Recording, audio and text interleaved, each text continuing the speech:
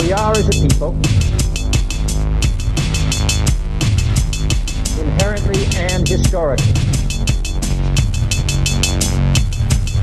opposed to secret society, opposed to secret oaths, opposed to secret proceedings, secret proceedings. No official of my administration, whether his rank is high or low, should interpret my words here tonight as an excuse to censor the news, to stifle dissent, to cover up our mistakes,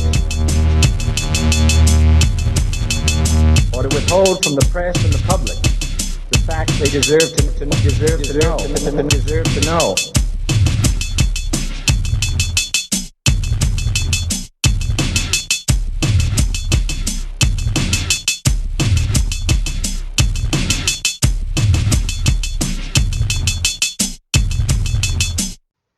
Welcome to Conspiracy Corner Podcast, everyone. This is Abe, your host.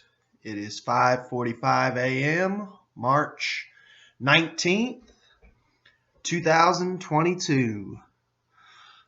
Today was a pretty chill day. Just been doing some more hiking and stuff this week.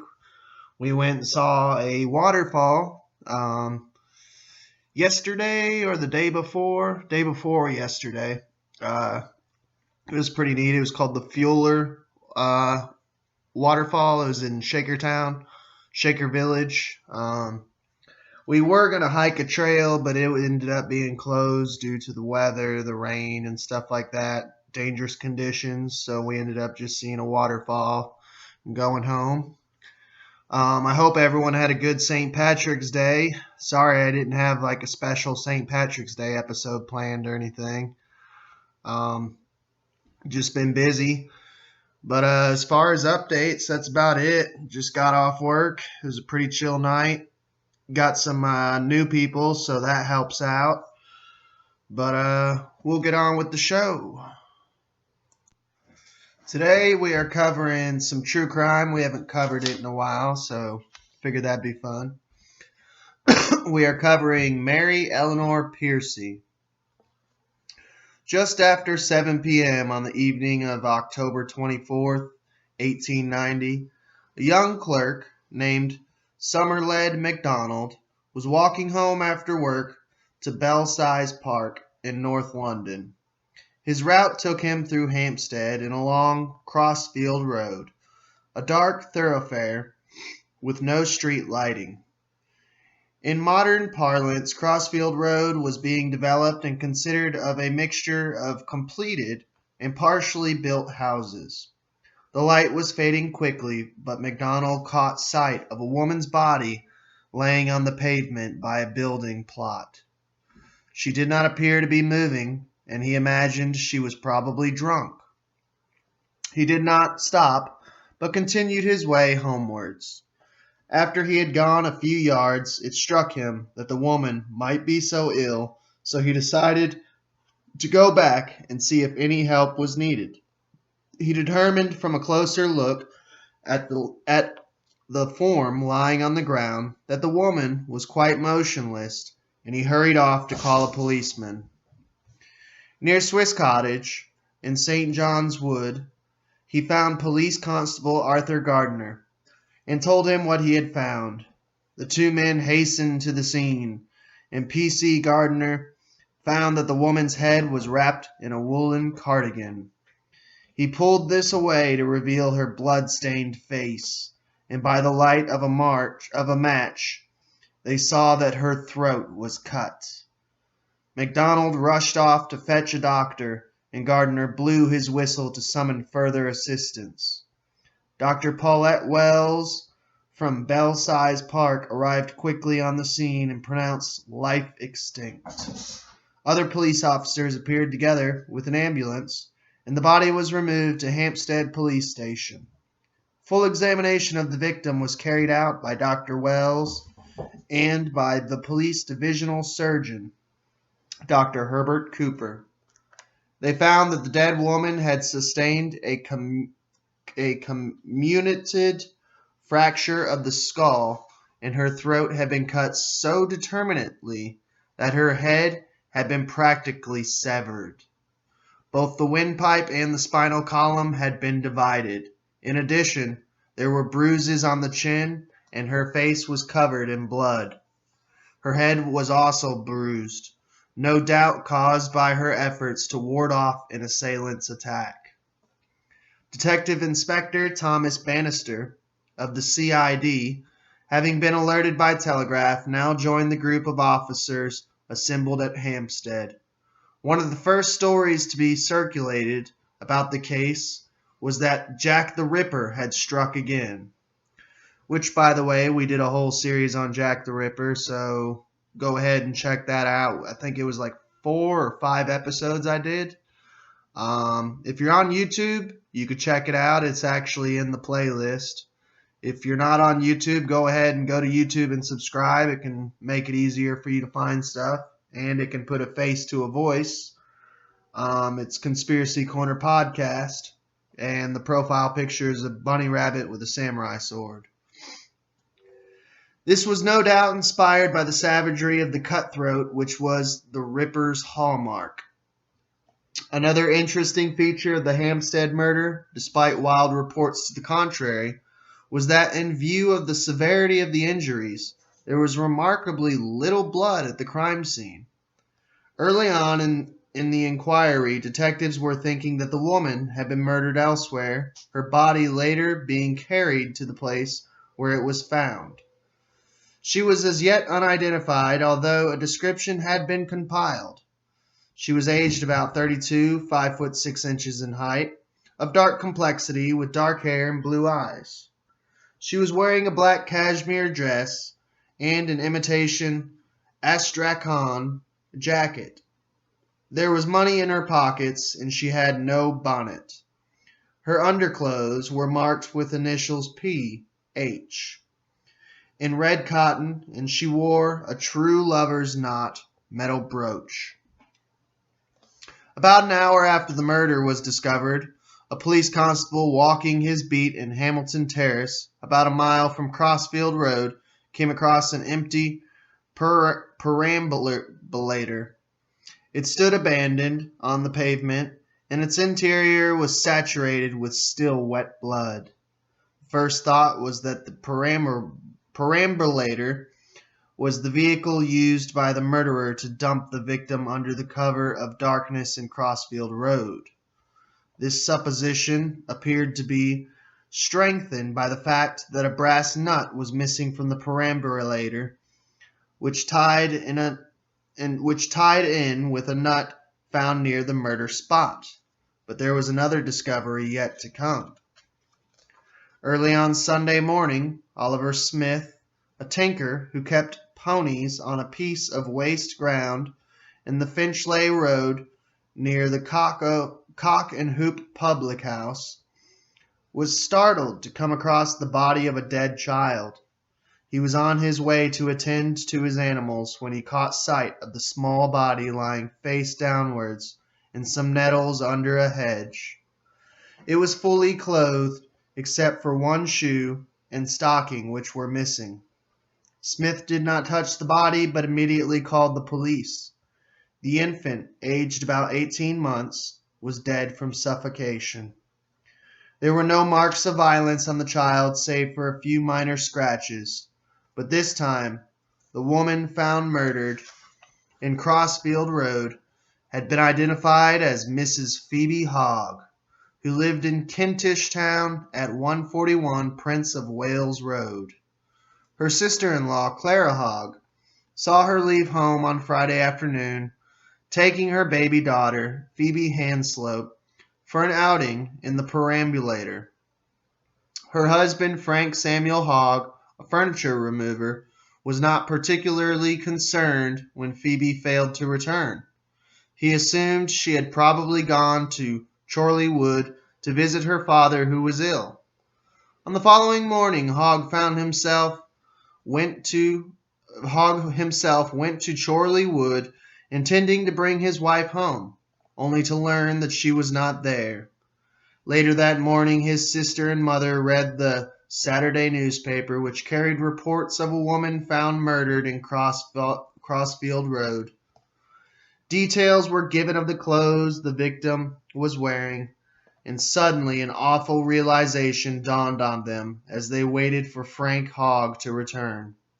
When he reached home, he read the newspaper reports for himself and immediately asked his sister Clara to go to the nearby Priory Street to make inquiries of Mrs. Mary Pearcey, a friend whom Phoebe might have called on the previous day. Mrs. Pearcey poured cold water on the idea that Phoebe Hogg was the murdered woman mentioned in the papers, but she agreed to accompany Clara to the mortuary to see the body. The two women went first to the police station, where Clara reported her sister-in-law missing and said she believed her to be the woman murdered in Crossfield Road. A police officer accompanied the pair to the mortuary, where they viewed the body.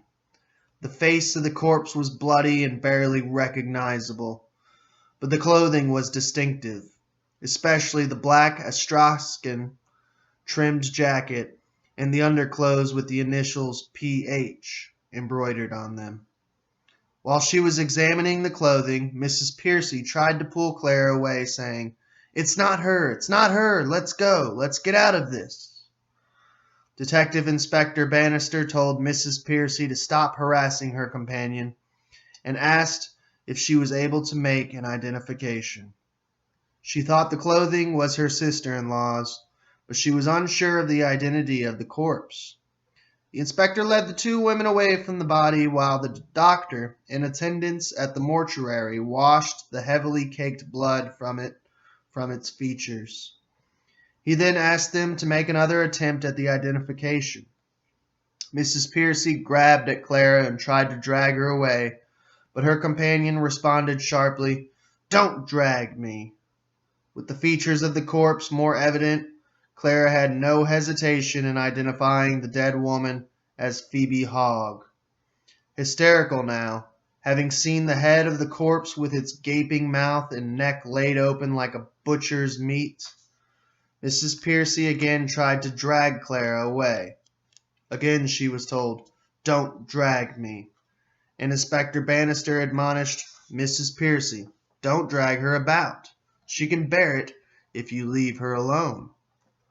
The two women were next taken by car to Portland Town Police Station to see the perambulator which had been found on the same evening as the murdered woman. Clara identified it as belonging to her sister-in-law. The next call was at Prince of Wales Road, where Frank Hogg was informed that his wife was dead. Then he and the two women were taken to Hampstead Police Station for questioning. Mrs. Pearcey's behavior at the mortuary had already excited the suspicion of the police, and when Frank Hogg was searched and a key to Mrs. Pearcey's house was found, they were on the verge of some remarkable revelations. Hogg broke down completely and told of his relationship with Mrs. Pearcey. A tragic triangle emerged. Mary Eleanor Pearcey was aged 24, a tall, strong woman. She was not particularly beautiful, but had lovely, russet-colored hair and compelling blue eyes. A certain air of mystery attached to her, and not much was known of her earlier life. Her real name was Mary Eleanor Wheeler, and it appeared that in her late teens she had lived with a young carpenter named John Charles Pearcey. She passed herself off at that time as Mrs. Pearcey, and although they were never married, she continued to use his name. They parted company after a while, and for 2 years prior to 1890, she had ostensibly lived alone. It was known that she associated with a well-placed man of independent means, Charles Crichton, who lived in Northfleet. They had known each other for about 3 years and had last met on October 20th, 1890. Mary Pearcey lived at 2 Priory Street in a simple 3-story house in which she occupied the ground floor and let the upper part to a Mr. and Mrs. Butler. Mrs. Pearcey was regarded as a person who kept to herself and was not thought to have many visitors. She did have one regular caller, though, Frank Hogg. The occupants of the 2nd Priory Street and 141 Prince of Wales Road were drawn together in a web of domestic intrigue. Hogg married Phoebe Styles in November 1888 when she was 3 months pregnant, and she went to live with him and his mother and sister. There were many quarrels, and Phoebe, who felt a stranger in the Hogg household, naturally maintained strong links with her sister, Martha Styles, and her niece, Elizabeth Styles, who were both domestic servants, one in St. John's Wood and another in Surrey. To add to her misery, she had a strong suspicion that her husband was unfaithful, and in February 1890 she was very ill. Her health became a source of disagreement between the family factions, with the Hoggs claiming she had suffered a miscarriage and Phoebe's relatives maintaining she was undernourished and ill-treated. Whatever the cause, part of the ill treatment came in the shape of Mary Pearcey, who nursed her. Phoebe Hogg, aged 32, was a pleasant woman with a striking head of black wavy hair. As a result of her illness, she was thin and weak with a sickly appearance. It is likely that Frank Hogg knew Mary Pearcey long before she came to the house to nurse Phoebe, but her strong physical presence, besides his wife's weakness, no doubt enhanced her attractiveness. Frank Hogg worked for his brother, who ran a prosperous furniture removing business. Frank was an unprepossessing character, middle-aged, bearded, not strongly motivated to work, and generally exhibiting an air of lethargy. Nevertheless, he had the power to excite the opposite sex and establish a liaison with Mary Pearcey, in which he was encouraged by his sister Clara. He visited 2nd Prior Street a couple of times each week and had his own latchkey, a discovery which firmly focused the attention of the police on Mary Pearcey.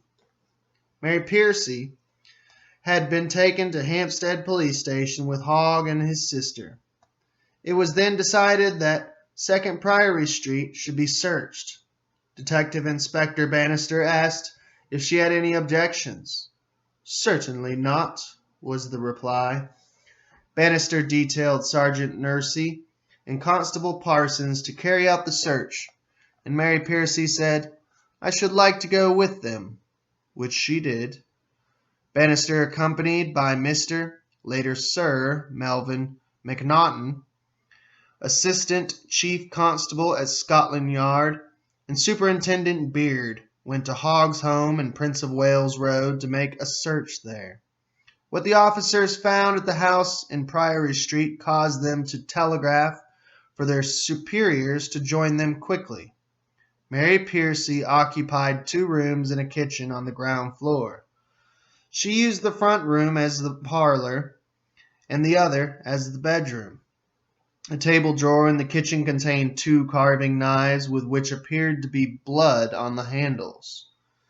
In the fender was a long, heavy poker, which, together with the 2 knives, was put aside for further examination.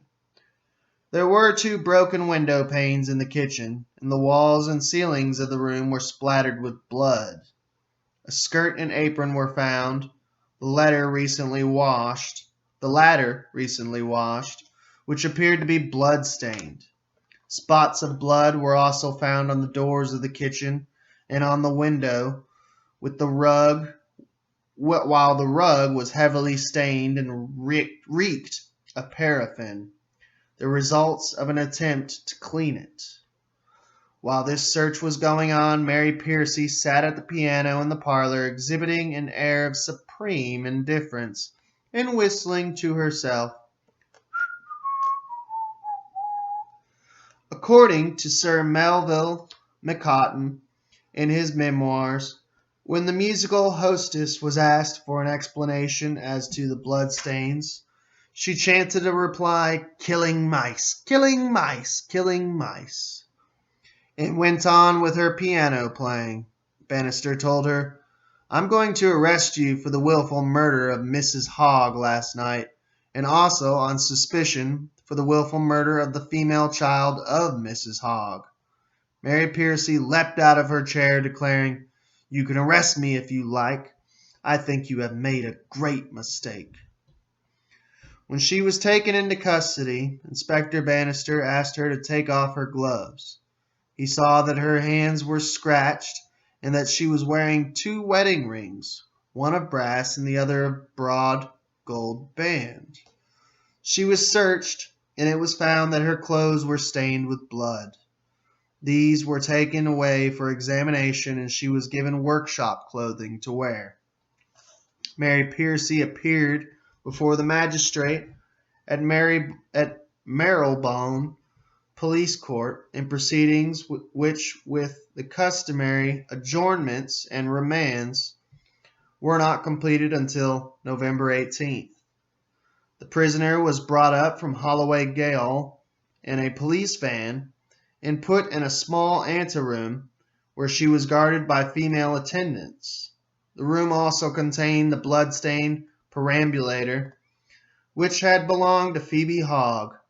A great number of people had gathered outside the building to watch the various comings and goings.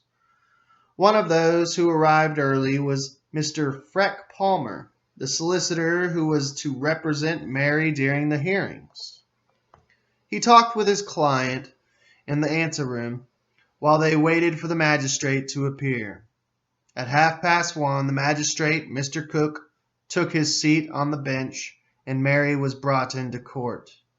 She was dressed in dark clothes provided by the workhouse, and wore a green straw hat with a ribbon of the same color. The press reports of the day remarked on her huge, large blue eyes. She was charged with the murder of Phoebe Hogg and with suspicion regarding the killing of Phoebe Hanslope Hogg. After evidence was given about the discovery of the murdered woman's body, of its subsequent identification, and of Mrs. Pearcey's arrest, Detective Inspector Bannister referred to the woman's wedding rings. He said that the dead woman was not wearing any rings when her body was found, although her finger bore the impression left by a wide ring. He went on to say that he tried the gold ring worn by Mrs. Pearcey when she was arrested on the dead woman's finger, and it seemed to fit. Mr. C.F. Gill, prosecuting solicitor, questioned Frank Hogg about his relationship with Mrs. Pearcey. He said he had known her for 4 or 5 years. To the question, "When did your intimacy with the prisoner begin?" he replied, "Shortly after I got married." He denied any intimacy before his marriage, but admitted their relationship had continued, quote, "until the last month," unquote. "Did you visit her every night?" "No. Sometimes it would be 2 or 3 times a week, and sometimes only once. I had a latchkey of the house," replied Hogg. He said that Mary Pearcey and his wife were on friendly terms, and that when Phoebe was ill, Mary nursed her and helped look after the baby. Before that, both he and his wife had visited 2nd Priory Street and spent time there during Christmas. When Hogg returned home on 24th October, he found his wife absent and his dinner in a saucepan. He went almost immediately to Pearcey's house to let himself in with his latchkey, proceeding directly to the back parlor, which was Mary's bedroom. It was about 10:20 p.m., and there was no light in the passage of the house. A lamp glowed in the back parlor, although there was no one in. He took an envelope off the mantel shelf and wrote on it, 10:20, cannot stay. He then returned home, and looking in any of the other rooms, asked specifically, "Did you go into the kitchen?" He replied firmly, no, there was no light in there. He was also asked if he had ever given the prisoner a ring. The answer he gave was, not that I know of. Clara Hogg told how she had viewed the body in the mortuary in the company of Mary Pearcey and confirmed that the dead woman was her sister-in-law. She also confirmed that the identification of the perambulator, which was of a type known to the Victorians as a bassinet, this small vehicle featured prominently in the evidence, and its movements linked together the geographical elements of the murder. Mrs. Sarah Butler, who with her husband Walter lived on the floor above Miss Mary Pearcey at 2nd Priory Street, remembered stumbling against a perambulator which was blocking the house passage. That was about 6 p.m. on the evening of October 24th. Mary Pearcey called out from her room, "Mind!" And Sarah Butler answered, "All right." Shortly after this, Walter Butler returned home, and Mary Pearcey immediately appeared, saying, "Let me lead you, Mr. Butler, as there is a perambulator here." She took him by the hand to guide him around the obstacle. The Butlers thought Mrs. Pearcey was behaving oddly, and Walter remarked, "She talked very funny and looked boozed." A little later, the perambulator disappeared. Sarah Butler claimed she had seen the perambulator twice before when Phoebe Hogg had called at the house. Elizabeth Rogers, the wife of the bricklayer who lived in Priory Place, a street running across the end of Priory Street, had also seen the perambulator. On Friday evening, just after 6 p.m., she met Mary Pearcey wheeling the small vehicle, which appeared to be heavily laden, coming through the railway arch at the end of the Priory Street. They did not speak, although Mrs. Rogers had put some curtains through the mangle of her for her only the week before. Mrs. Pearcey wheeled the perambulator along the middle of the road and seemed to have great difficulty in pushing it up the slight incline towards the railway station. The perambulator was covered over and the load was higher under the hood than at the handle. About an hour and a half later, Elizabeth Andrews, a cook, saw the empty perambulator in Hamilton Terrace standing by some railings. Its discovery was subsequently reported by the police constable walking his beat. It was stained with blood, and the handle, which at first he thought was missing, was inside. The coroner's inquest on the death of Phoebe Hogg and her child took place on October 28th at the Drill Hall, Hollybush Vale, Hampstead, under Dr. Dranford Thomas. The facts of the tragedy were repeated and further evidence was produced. Frank Hogg broke down when the perambulator was wheeled in and he was asked to identify it. He burst into tears and buried his head in his hands, which were resting on the perambulator. "Oh, my poor child," he sobbed. Dr. Augustus Joseph Pepper of Wimpole Street, who was 20 years later to give evidence at Crippen's trial, described the post-mortem. He thought the dead woman had been struck by at least 3 blows and possibly more. The blows had been inflicted while the victim was alive.